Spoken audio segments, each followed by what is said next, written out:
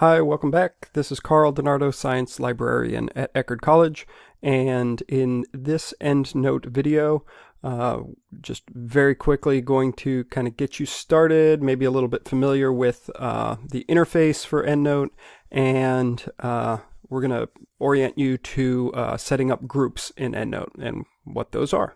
So let's get started. Once you're logged in, this is what you will see. There's not much in the way of anything under groups down here, but this will be where, as you add groups, where they will show up and where you can see them and access them. So groups, let me address that first.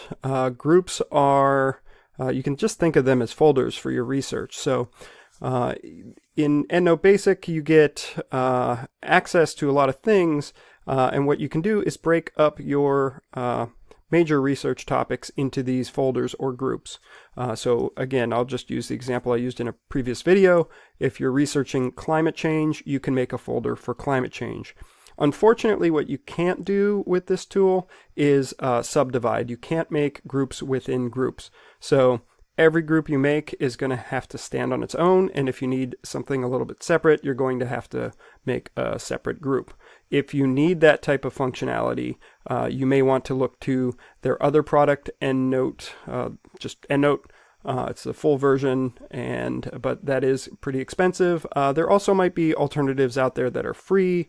I'm not sure if Zotero does that kind of thing or not, but we're talking about EndNote, so let's get back to it.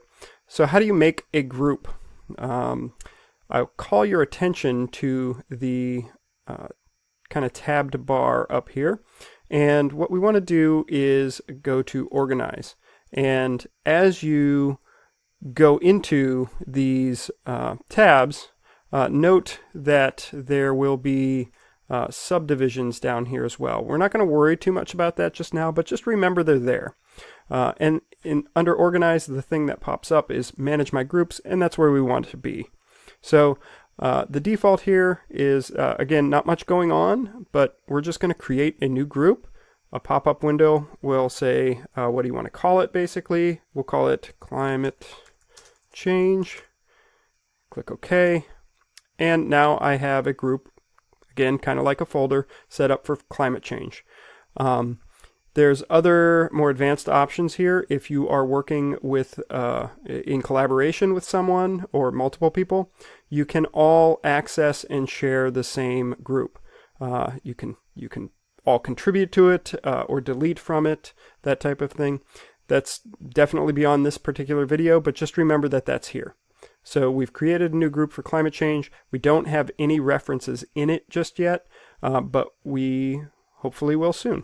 So that's how you create a new group. If I click the EndNote logo, it will take me back to my starting page, and now I can see that I have a group, Climate Change, under my references. So what I'll do in the next video is show you how to take a reference and get it into EndNote. So I will see you there.